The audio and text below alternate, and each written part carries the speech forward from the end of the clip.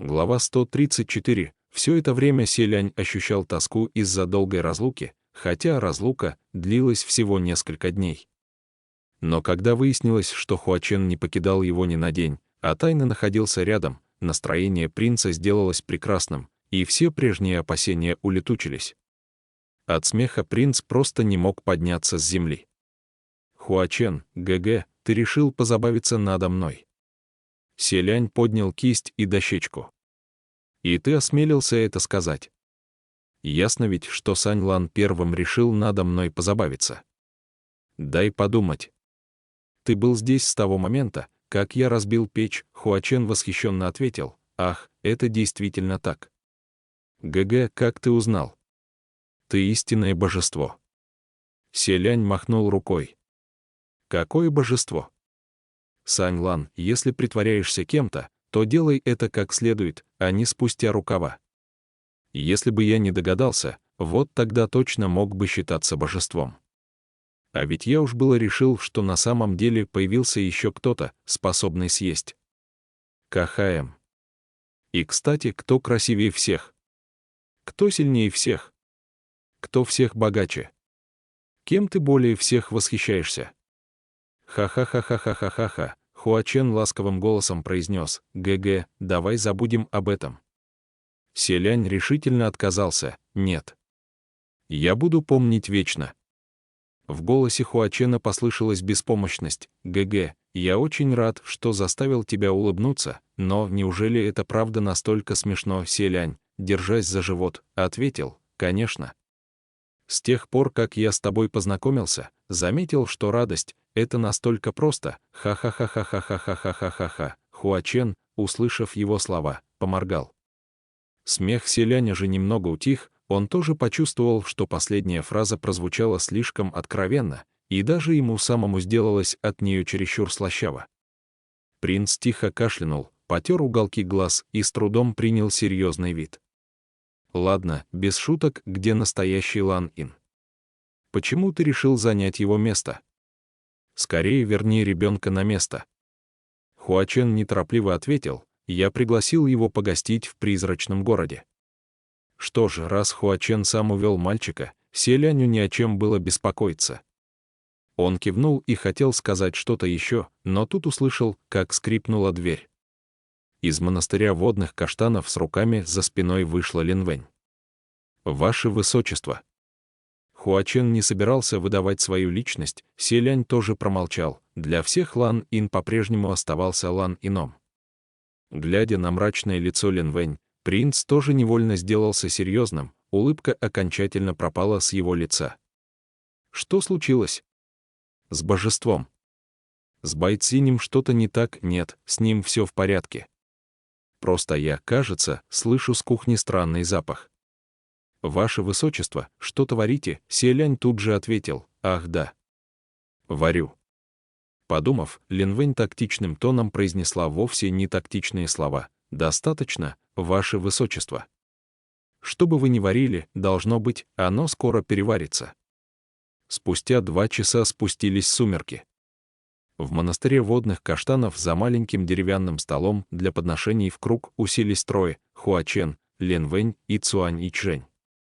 Селянь принес с кухни котел, поставил его на стол и открыл крышку. Внутри смирно лежали несколько десятков белоснежно-очаровательных, гладких и блестящих кругляшей. Цуань Ичжэнь спросил: «Ты же варил блюдо в воде?» Как получились фрикадельки, Селянь представил. Блюдо называется фрикадельки непорочности. Цуань Ичжэнь: «Ты же варил блюдо в воде?» Как получились фрикадельки, Селянь продолжал вещать. Приготовление заняло немало времени, поскольку для лепки фрикаделек необходимо умело совместить силу и мягкость рук. Цуань Ичжэнь: «Ты же варил блюдо в воде?» Как получились фрикадельки, Цуань Ичжэнь настойчиво продолжал спрашивать, поэтому Селянь мягко произнес: «Верно, вначале блюдо варилось в воде, но поскольку в расчете времени и жара печи произошли небольшие упущения, вся вода испарилась. И я просто добавил кое-какие ингредиенты, чтобы слепить фрикадельки». Линвэнь от всей души восхитилась. «Ваше Высочество обладает незаурядным мышлением. Поистине ни в прошлом, ни в настоящем вам не найти равных. Ваша покорная слуга не может не восхититься. Селянь, что вы, это незаслуженная похвала. Линвэнь, нет. По крайней мере, я уверена, что никто из представителей нынешнего поколения не способен создать подобное этим фрикаделькам непорочности. Селянь принес палочки для еды. Благодарю за вашу любезность. Прошу, друзья, приступайте. Линвэнь и Цуань Ичжэнь приняли палочки одной рукой, а другой, не сговариваясь, потянулись к тарелке с остывшими маньтоу на краю стола. Только Хуачен сразу ухватил одну фрикадельку непорочности и отправил в рот. «Замечательно», — через секунду произнес он. Глядя на него, Цуань Ичжэнь широко округлил глаза. Хуачен добавил, немного пресновато на вкус. «Селянь, хорошо, я запомню». Когда прямо на глазах Цуань Ичжэня юноша в бинтах съел одну за другой сразу 5-6 блестящих, как камни в грязевом потоке фрикаделек, да еще при этом искренне нахваливая, юный бог войны, кажется, сдался, немного подумал и все-таки взял одну штуку. Селянь наблюдал за всем с улыбкой. С улыбкой смотрел, как тот ест, как бледнеет его лицо и как он падает на пол, не в силах подняться. В конце концов принц с улыбкой спросил, что-то не так, Хуачен, наверное, поторопился. Поперхнулся. Линвэнь расплылась в улыбке. В тот же миг Селянь вдруг услышал у себя в голове знакомый голос «ГГ». Теперь это был не запинающийся голос Ланина, не звонкий и беззаботный юношеский тембр, а именно тот голос, которым Хуачен ранее говорил с Селянем посредством сети духовного общения. Селянь чуть приподнял веки и спросил тем же способом, что такое. Хуачен ответил, Линвэнь коварно и расчетливо, притом весьма жестоко. «Боюсь, будет не так просто избавиться от нее по-хорошему, раз ты привел ее сюда». Селянь впервые слышал, чтобы кто-то отзывался о Линвэнь подобным образом. Секунду поразмыслив, принц произнес, «Я видел, что в ней осталась капля доброты по отношению к божеству парчевых одежд. Думаю, это не ложное ощущение. Капля доброты прекрасно соседствует с жестокостью. Все же она, первый бог литературы в чертогах верхних небес, у нее везде свои глаза и уши, да и руки длинные. ГГ, тебе стоит опасаться ее помощников. Генерала П. думаю, что нет. Если бы водяной самодур был жив, она наверняка отправилась бы за помощью к нему, поскольку Шиуду привык помогать не тем, кто прав, а тем, кто к нему близок. Но Пэймину достаточно разъяснить, как обстоят дела, и он, вполне возможно, встанет на сторону справедливости. ГГ, будь осторожен. Хорошо, я буду. К счастью, все это закончится, осталось подождать всего день. Но голос Хуачена сделался мрачным. Нет. ГГ, ты не понял. Я говорю о другом. У нас гости. В тот же миг ушей Селяня достиг чистый звон колокольчика «Дилинь, дилинь». Хуачен чуть нахмурился. Селянь выглянул в окно через узкую щель и увидел монаха-заклинателя средних лет, который в перевалку вошел в деревню водных каштанов, позвякивая колокольчиком. Заклинательское одеяние отличалось роскошью, на спине мужчина нес сундук, облепленный желтыми магическими талисманами. Колокольчик звенел без устали, и Селянь, будучи знатоком, вспомнил об одной весьма полезной вещице. При звуках этого звона обыкновенная нечисть сама собой умчится прочь, не в силах стерпеть головную боль. Мужчина еще не успел пройти вглубь деревни, как следом показались несколько высоких и рослых буддистских служителей. Рясы на них были желтыми, брови белыми, а в руках служители держали магические посохи. Очень скоро друг за другом явилось 5-6 десятков человек. Будто договорившись о встрече на этом месте, они совсем не удивились, увидев остальных, и плотным кольцом окружили монастырь водных каштанов. Шарлатанов среди них не было, каждый обвешан разноцветными магическими артефактами, движения рук и ног тяжелы и устойчивы, и ясное дело, кое-какие способности у них имеются. Небожители получают магические силы от подношений и молитв своих последователей, тогда как служители Да и Будды способны вымолить магические силы от тех божеств, которым поклоняются. Может статься, что эти люди обладают еще большими магическими силами, чем Селянь, будучи божеством. Разом их явилось так много, наверняка хорошего не жди. Селянь слегка нахмурился, понимая, что гости пришли не с добром. Хуачен поставил чашку и поднялся. Селянь услышал в сети духовного общения его раздраженный голос: «Старые монахи и вонючие заклинатели посмели явиться за мной сюда. ГГ, прости, что впутываю тебя. Я их уведу».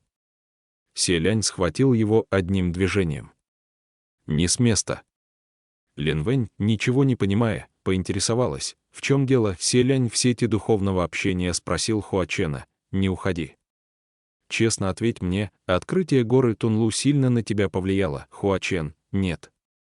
Селянь неотрывно смотрел в его глаза, выглядывающие между повязок. «Не лги. Ты непревзойденный князь демонов, тебе не пристало бояться простых смертных. Так почему же сразу не прогнать их прочь? Вместо этого ты вдруг решаешь лишь увести их. Ты принял такой облик вовсе не потому, что пожелал надо мной подшутить. Так гора Тунлу вновь открывается, и чем выше ранг демона, тем более мощному удару он подвергается». Насколько Хуачену было плохо при первой волне всеобщего беспокойства, Селянь видел своими глазами. А чем ближе день открытия горы, тем сильнее становится это влияние. В подобной ситуации Селянь на месте Хуачена тоже избрал бы временно запечатать форму истинного воплощения и обернуться кем-то более юным, дабы избежать срыва, сохранить магические силы и распечатать их только тогда, когда гора откроется по-настоящему. Таким образом, Хуачен мог укрыться от пагубного влияния горы. Но теперь же отсутствие у него истинной силы, ныне запечатанной, давало другим удобную возможность с ним поквитаться. Селянь, коротко выругавшись, бросил: «Цзэжун, этот». Той ночью Цзэжун кричал на всю улицу, что позовет всех монахов и заклинателей, у которых с Хуаченом есть личные счеты. Но принц не думал, что это не просто пустые обещания. Хуачен слегка покачал головой. «ГГ, они пришли за мной, я просто уйду, и все. Пусть в таком состоянии мне не побить их одним ударом, но заставить катиться куда подальше проще простого». Селянь возразил: «Если ты сейчас уйдешь, больше никогда не приходись видеться со мной». «Хуачен, ваше высочество». Хуачен всегда был безупречен, вел себя легко и непринужденно и в прошлом столь часто помогал Селяню, что когда тому представилась наконец возможность отплатить, разве мог он отпустить Хуачена одного? Селянь с нажимом произнес: «Сиди здесь, а я выйду к ним». Цуаньичжэнь с трудом разлепил глаза и из полуобморочного состояния спросил: «Снаружи кто-то есть?» «Мне избить их и прогнать», у него даже горло охрипло. Селянь помог ему снова закрыть глаза и произнес: «Цзэин, лучше пока полежите. И еще нельзя просто так избивать простых смертных, у вас отнимут добродетели». Прильнув к двери, Селянь изучил обстановку снаружи. Местные жители, которые только закончили работу в поле и еще не успели вернуться домой на ужин, увидели толпу монахов и заклинателей, что немало их удивило. «Уважаемые мастера, зачем вы здесь собрались?» Ищетида Чжана Се, один из пышущих жаждой убийства монахов, сложил руки в молитвенном жесте и сказал: «Амитабха. Миряне, известно ли вам, что это место захвачено нечистой силой?» «Что?» Перепугались жители деревни. «Нечистой силой». «Какой нечистой силой?»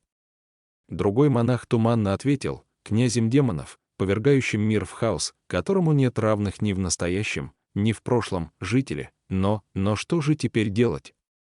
Заклинатель в роскошных одеяниях, что явился раньше всех, воскликнул: «Предоставьте это нам. Сегодня я и мои соратники собрались здесь, дабы воспользоваться возможностью, что выпадает реже, чем раз в 1000 лет, и одолеть этого демона». С такими словами мужчина направился к монастырю, но староста деревни тут же оттолкнул его прочь. Заклинатель вытаращил на него глаза. «Кто таков? Что задумал?» Староста ответил: «Вот что, уважаемые мастера. Я староста этой деревни и очень благодарен вам, но, хе-хе, скажу вам правду. «На вид вы слишком дорого стоите для нас», — заклинатель ответил. «Мы явились, чтобы повергнуть нечистую силу, а ты решил, что ради награды». Он вновь рванул вперед, но тут уже жители деревни всей толпой встали на пути заклинателей. Те явно пришли в недовольство, но силой пробиваться сквозь людей не могли, поэтому, сдерживая гнев, вопросили, что на этот раз. Староста, потирая руки, ответил: «Прекрасно, если вы не требуете платы, спасибо мастерам за бескорыстную борьбу с нечистой силой. Но, видите ли, за нашу деревню уже давно отвечает Дач-Жан-Се. Если вы отберете у него работу, то мне, как старости, будет непросто перед ним оправдаться». Монахи и заклинатели переглянулись. Дач-Жан-Се, они принялись переговариваться. Есть ли среди наших прославленный и могущественный заклинатель по фамилии Се? Кажется, нет. Мне о таком слышать не приходилось. Какой-то из мелких школ должно быть. А раз нет, значит, он не знаменит. Не будем принимать его во внимание. Они закончили обсуждение, и заклинатель в роскошном одеянии обернулся к жителям деревни. «Дач-Жан-Се, о котором вы говорите, проживает здесь, да?» Жители заголосили: «Дач-Жан-Се! Дач-Жан-Се! Пришли ваши соратники! Тьма народу!»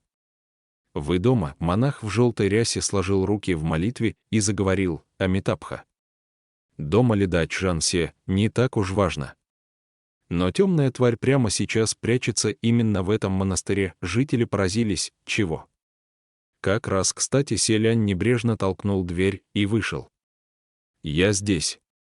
«Уважаемые, что вы делаете?» Староста быстро отчитался. «Дач-Жан, эти монахи и заклинатели утверждают, что в вашем доме прячется один демон». Селянь с улыбкой спросил: «А?» «Даже это не укрылось от ваших глаз». Все присутствующие потрясенно воскликнули: «Правда?» «Как легко ты это признал?» Селянь бросил им глиняный горшок.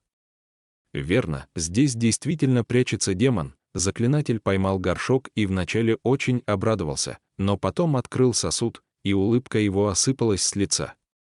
Полуликая демоница. Затем он бросил горшок обратно и возмутился: «Не прикидывайся непонятливым, уважаемый друг на тропе совершенствования. Подобные демонические твари не заслуживают называться даже скверными. Ты прекрасно понимаешь, о чем мы толкуем». Поймав горшок, Селянь почувствовал, что силу в бросок заклинатель вложил немалую, а значит, действительно может похвастаться результатами многолетних изнурительных тренировок, не то что какой-нибудь шарлатан. Несколько буддистских монахов обратились к заклинателю: «Собрат Даос, на наш взгляд, от этого человека исходит немалая демоническая ци. Может ли быть такое, что он и есть?» Тот ответил: «Он это или нет, я узнаю немедля, стоит лишь открыть всевидящее око». Затем громко вскрикнул, прокусил себе палец и нарисовал вертикальную черту кровью посередине лба, словно у него открылся третий глаз. Глядя на его технику, Селянь в душе похвалил: «Неплохо», и прислонился к двери, наслаждаясь зрелищем. Заклинатель тем временем выпучил глаза и уставился на принца, а через несколько мгновений закричал: «Так и думал, есть присутствие демонической ци. Да еще такой зловещий! Князь демонов! Ты вновь сменил облик». Селянь удивленно замер. Он — величественный небожитель, служащий верхних небес, откуда в нем может присутствовать демоническая ци? А ведь принц только подумал, что этот заклинатель довольно способный малый. Почему же он вдруг начал нести полнейшую чушь? После таких слов вся толпа из 5-6 десятков сведущих в заклинаниях словно столкнулась с величайшим врагом. Каждый принял боевую стойку. Хуачен передал Селяню по сети духовного общения: «Вот ведь привязались». Селянь ответил: «Ничего, не настолько все страшно. Посиди и не вмешивайся». Вскоре заклинатель вновь с сомнением произнес: «Постойте, что-то не так». Монах рядом с ним спросил: «Что не так?» Заклинатель потер кровавый след на лбу, будто протирая глаз, и произнес: «Поистине это странно, но когда я смотрю на этого человека, его то застилает демоническая ци, то переполняет божественное сияние, то вновь все гаснет без следа. Вот ведь как странно». «Чего? Да как такое может быть?» «Собрат Даос, ты уверен, что способен справиться с задачей?» Может, все-таки предоставишь это нам, да? Откуда такие странности? Заклинатель огрызнулся, что? Я не справлюсь. А если я не справлюсь, то справитесь вы. Да я, всевидящий глаз, за много лет самосовершенствования еще ни разу не ошибся. Селянь размял точку между бровей, покачал головой и мягко спросил: «Может, вы посмотрите, где именно на моем теле сосредоточена самая темная и тяжелая демоническая ци?»